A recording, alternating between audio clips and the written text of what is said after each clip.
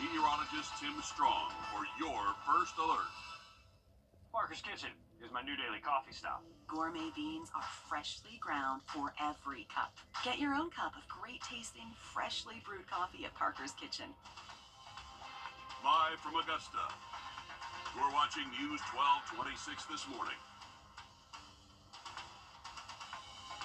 Today could be your last chance to weigh in on the statewide homestead exemption bill. Several local governments will hold final public hearings before making a decision that'll impact your wallet. What you need to know just ahead. Plus, an update on debris cleanup as some of our smaller counties face funding struggles. And Augusta Technical College's president speaking out after his appointment to one of Georgia's historically black universities. A sit-down with Dr. Jermaine Worrell just ahead. But first, good morning and thank you for joining us. I'm Ashley Campbell. It is 6 o'clock on your Tuesday. As we send things over to Tim, you better dress in layers, get your jacket. Yep. It's a cold one. It is. It's been freezing temps for the last 3 to 4 hours already, and it's on that and much more in the full forecast shortly. 6:02. Debris cleanup efforts pick back up in some of our smaller Georgia counties. It comes after funds were temporarily lost. Leaders from Burke, Jefferson, and Glasscock counties say that FEMA drop in reimbursement showed a time of uncertainty. Soon, it'll be time to decide how much counties and taxpayers are going to have to cover. Your Taylor Martin looks at how smaller counties are picking up the pace. Good morning, Taylor. Good morning, Ashley. Yes, places like Jefferson County say cleanup would put their government in serious debt if the state didn't pay the 25% FEMA left behind. But leaders say they're on the clock with the state to get what they can done by March 24th. Jefferson County Administrator Jerry Colson says the county is fortunate to have the finish line in sight with more than 90% of debris removed. Smaller counties like Glasscock stopped operations until Monday to avoid potential debt and a severe burden on taxpayers. Burke County says it's lucky to have funds set aside in reserves to pay for the $1 million difference if the state does not step up with 25% funding. Now, the biggest concern for these counties isn't finishing the cleanup, but what the cleanup would be like in the future if something like this happens again. If we didn't have the assistance at the end of the day, we would hit our higher priority areas, and then we would have to stop. We would not be able to finish getting the debris up. The county could not afford to fund and throw in an astronomical amount of money to try to clean up. Now, they all say they expect to finish debris removal in the next coming weeks. All right, thank you for that, Taylor. Live in our newsroom this morning. Crews in Columbia County are starting the final pass of debris pickup along the roads. Many people are waiting for their piles to disappear. Now, there is one problem. County leaders say that some people are including non-storm debris, and crews are taking notice. If they think or determine that there's something in a pile that's not allowed, they say it will not be picked up. We are focusing on storm debris from the hurricane. Anything above and beyond that is going to be marked, and if it's marked with an orange X or it has orange tape around it, if we've identified that as something we're not picking up, the county's not going to be able to pick that up. That's going to remain there. It's going to be the responsibility of the homeowner, property owner. Cleanup does not include any yard trash, new debris, or fencing. Debris and power lines are still spotted on North Augusta roads. We checked in with the mayor as to why that is. Mayor Britton Williams says that the city owns about 25% of the roads. SCDOT is responsible for the other 75%. So that means the city cannot give orders on how to clean up those roadways. The city is about 80% done with its second pass. The mayor says that the state has requested an extension for FEMA reimbursement, but there's been no response on that yet. And Augusta debris cleanup is still going strong with the final pass underway. Take a look at your screen right here. It's a precinct map showing where progress stands in the area. And this is how city officials are tracking the status of work. They say crews are now in the areas of Barton Chapel Road, Pleasant Home Road, Stevens Creek, Glen Hills, and Skinner Mill Road. And another reminder about what to do and what not to do when it comes to debris pickup. City officials say that you should separate debris into piles, place debris away from mailboxes, fire hydrants, and utility poles, and keep sidewalks and roadways clear. As far as what not to do, they say do not bag debris or mix household garbage with storm debris. A reminder about a road closure on Broad Street. 15th Street and St. Sebastian Way is closed for construction. A detour is in place and delays are expected in that area, so you are urged to plan ahead or take a different route if you can. Happening today, your final chance to weigh in on how the statewide homestead exemption bill could. 618. All right, thanks, Tim. Georgia is one of 16 states challenging a Biden-era change to a federal disability program. Abby Casoris explains why critical funding for programs for children with disabilities is hanging in the balance. The lawsuit mentions Section 504 of the Rehabilitation Act, which ensures certain rights for people with disabilities, including in education. Children with disabilities can receive special accommodations in schools, special listening devices, a spot in the classroom, or more time to take tests. He needs those accommodations so he can be successful, and without it, he is just falling through the cracks. Thais Kaiser's son Isaiah has autism, dyslexia, and ADHD, qualifying conditions for a 504 waiver. In May of last year, the Biden administration added gender dysphoria to the list, threatening to withhold 504 funding from states that failed to do so. In September, Georgia joined 16 other states in a lawsuit that 504 is now unconstitutional. Last month, the case was stayed or put on pause.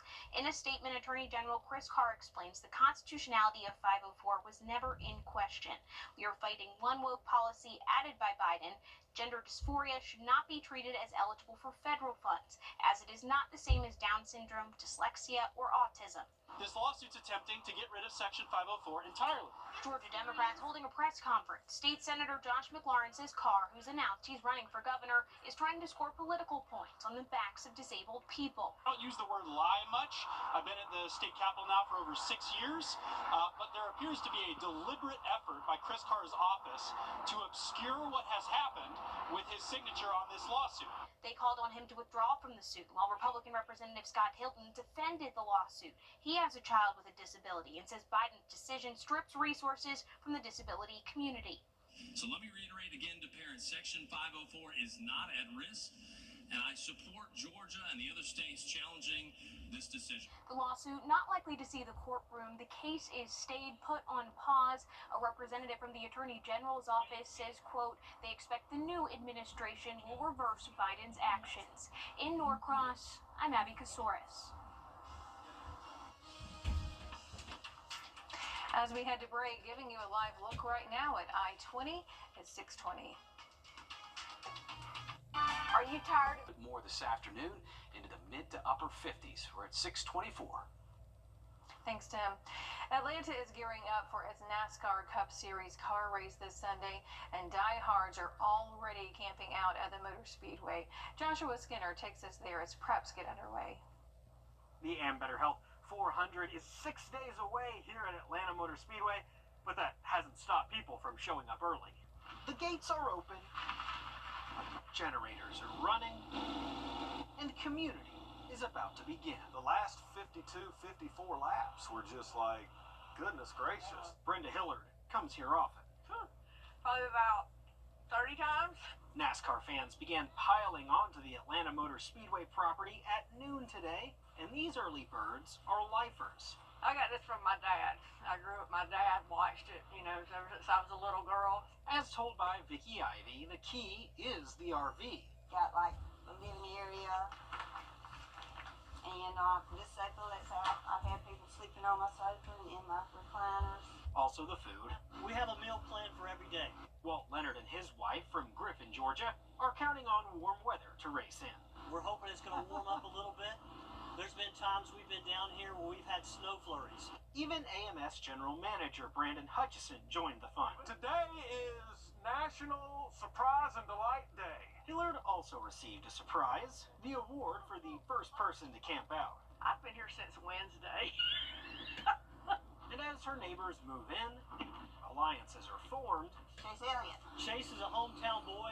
and checkered lines are drawn. I don't really care for Denny Hamlin that much. Logano, Kozlowski, just can't get along with them. You don't need a green flag to start this engine. Welcome to Atlanta. At Atlanta Motor Speedway, Joshua Skinner, Truly is my favorite part of race week. Atlanta News First. Oh, man, they come out in droves right there for a good NASCAR race. They really do. It's intense.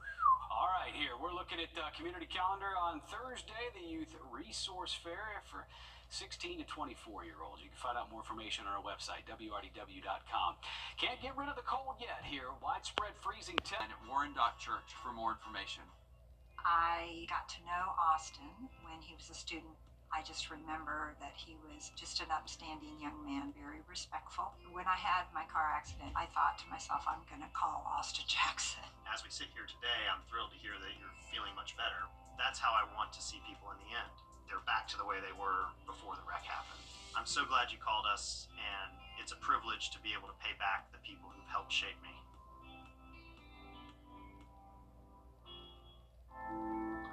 I look at her and I see my future. She is the promise that gives meaning to each new day. Her love holds us close and guides us. She is, and always will be, my everything. I celebrate her with a jeweler that I trust, and that's Windsor. It's the coldest time of year in the CSRA. To stay up to date on anything winter weather to severe weather, download our First Alert weather app to get the most accurate forecast in our area. No matter what you think, we'll get to that and much more. The forecast shortly, 6:32. Thanks, Tim. Debris cleanup from Hurricane Helene continues as some of our smaller counties are down to the wire to get all that mess cleared. We're talking about counties like Burke, Jefferson, and Glasscock. FEMA funding is a major obstacle that these areas are running into with President Donald Trump's recent extension denial for Georgia. Here, Taylor Martin joining us now live in the newsroom this morning as cleanup continues. Taylor, what is the timeline looking like now for some of those smaller counties we mentioned? Well, Ashley, for Burton, Glasscock, and Jefferson County, all of them say they expect to finish debris removal in the next coming weeks. They say the FEMA drop in reimbursement from 100% to 75% was definitely a time of uncertainty. In Jefferson County, they say to meet the deadline, they've already brought in more trucks to help with cleanup. Even with temporary state funding to make up for the difference, the clock is ticking to get as much done as possible before the rest falls on counties and their taxpayers. I think we're going to get pretty much all of our debris up, or at least the part that's going to impact the public, or at least the hazardous areas. But going forward, we're kind of concerned about what's going to happen with FEMA and how projects will get funded in the future. Now, the state is giving places like Jefferson County until March 24th. All right, thanks for that update, Taylor, live in our newsroom this morning. Now to one of our bigger counties. Progress on debris cleanup is moving along in Columbia County, but one issue is stalling the process. County Manager Scott Johnson says to only put debris from Hurricane Helene on the curb. Johnson says crews will be marking an X or place orange tape on piles that do not meet the requirements. He says you're going to be responsible for hauling that debris yourself. Johnson adds that the county will not be responsible for anything put out after that second pass. In South Carolina, road ownership causing confusion and frustration for some Aiken County neighbors. North Augusta owns about 25% of the city roads, while SCDOT owns the other 75%. So that means city officials cannot control state-owned roads. The issue at hand for some people is the city is clearing its roads faster than the state. As far as progress goes on city-owned roads, North Augusta Mayor Britton tells us this. We are already about 80% finished on the second pass on our city-owned roads. The 26 miles that we own, we're at 80% on the second pass, so we're just about getting really close to finishing our city-owned roads. He says South Carolina has requested an extension for 100% FEMA reimbursement, but they have not heard back about a decision. We did reach out to SCDOT for a comment. We'll let you know when we hear back.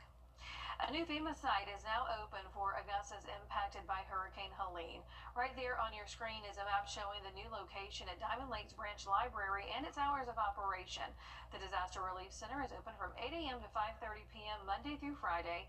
The old DRC was located at the hub, which is now permanently closed. A Georgia man is dead after Sunday's severe weather brought heavy wind and rain. Officials say that Edward Jones died after a large tree came crashing onto him and his wife Diane Jones's home. One of their daughters says that their mother Diane got on top of Edward to shield him when everything came crashing down on both of them.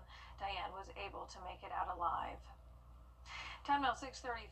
Back here at home, a man is dead and a deputy is recovering after a chase ended in a crash at Harlem yesterday. Deputies say 41-year-old Sean Thread had several active felony warrants through Columbia County, Grovetown, Waynesboro, and the Department of Parole. Officials say they located Thread at Appling Harlem Road and West Forest Street, where he then took off. The sheriff's office says that a deputy and Thread crashed head-on. Officials say Thread died at the hospital. Staying in Columbia County, deputies are searching for this missing teen. Take a look. This is 17-year-old Madison Baker on your screen. Deputies tell us that she was last seen Friday morning on Washington Road.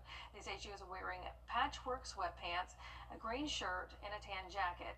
Officials say that she also has red dye in her hair. If you know where she may be, call the Columbia County Sheriff's Office. An opportunity for you to join a cutting-edge startup with a major metal and copper recycling manufacturer. Wrdw Richmond will host a direct hire event today. The company is hiring operators, material handlers, E&I technicians, and more. That event is from 8 to 3 at Augusta Technical College. The attire is casual. A South Carolina boat tax cut could impact more than just water vessels. Concerns from state lawmakers just ahead. Well, pleasant, but definitely feeling more and more like winter with mornings like this. We might even still have a little bit of patchy fog up there for you in Grovetown and exit 190, but looking pretty smooth going across the river this morning from I-20 heading into South Carolina. We'll be back with more. Stay with us. And as we head to break, giving you a live look right now at Calhoun Expressway, it is 6:36. So we're going to keep 30s and 20s in play for morning lows, at least up till Sunday morning. Next chance for maybe a few showers. Hold off into Sunday with middle 50s, 6:43. South Carolina has some of the highest taxes in the country on boats. Some lawmakers want to significantly slash those costs, but others worry that South Carolinians who don't own boats would be picking up the tab. State House reporter Mary Green has those details this morning. Tax cuts are among Republicans' priorities for the months ahead here at the State House. A bill before lawmakers could yield significant savings for hundreds of thousands of South Carolinians. But others fear it could force many more people to shoulder the cost of those cuts. I've never quite seen anything like the boat taxes we see here in South Carolina. In South Carolina, primary residences are taxed at 4% of their fair market value, and personal vehicles are taxed at 6%. Boats are taxed at 10.5% of their fair market value. This bill would cut that in half, which supporters say would provide substantial tax relief to the owners of the 200,000 plus boats registered in South Carolina. Our tax structure is pushing boaters and buyers out of the state. That means South Carolina loses revenue, we lose local businesses, we lose customers, we lose sales, and we lose jobs. But some counties fear they would lose millions of dollars in revenue, none taking a greater hit than Charleston County. The amount of revenue that watercraft brings in Charleston County is around $19 million. This would be a tax shift. We would have to find a way to make up for this revenue. This money goes toward keeping schools and local governments operational. And if they can't make up losses, county officials say it could lead to budget cuts. You cut county budgets, you're going to cut county services. And most people, when they call 911, they love for the ambulance or the fire truck or the police to come. Supporters claim these tax cuts would result in increased revenues by encouraging more people to buy boats and register them in South Carolina instead of in other states. I know that cutting taxes spurs economic growth. But the Association of Counties believes the state simply would not attract enough new boats here to make up for losses. In all reality, this increase is going to go on the backs of small businesses and renters. And if the legislature enacts these cuts, they would apply to tax years after 2026. Reporting from the State House, I'm Mary Green. The egg shortage crisis continues across Georgia as chicken owners work overtime to make a comeback. Catherine Zinoski, at Hippie Chicks Eggery in Savannah says that her chickens are stressed as they try to keep up with the demand. She says that her 18 chickens usually produce 12 to 14 eggs per day, but that number is now down to 2 to 3 because of colder temperatures. With the bird flu spreading through commercial and backyard flocks, she says it's too much of a risk to bring in new egg-laying hens. A lot of us don't want to go out and buy more hens and more chicks, which we would be doing at this time of the year, because we're now worried if we add a chicken that might have the bird flu to our hens, then we might lose our entire crop of them. And that is quite dangerous and a risk that a lot of us don't want to take right now. If you're looking to purchase eggs from smaller local suppliers, it may be wise to send those requests weeks in advance. Here at home, we're feeling the impacts of the egg shortage. Grocery stores in the CSRA are limiting egg purchases. Take a look at your screen there. It's a list of some stores participating. Publix has a 1 dozen per customer per day limit. Walmart is limiting customers to 2 6-count cartons per purchase, but does not have a limit on smaller quantities. And Kroger and Aldi stores have a 2 dozen carton limit per trip. Taking you to break right now, giving you a live look at Grovetown at I-20. You can see it's a little hazy there. It's time now, 6:47. A couple coming up on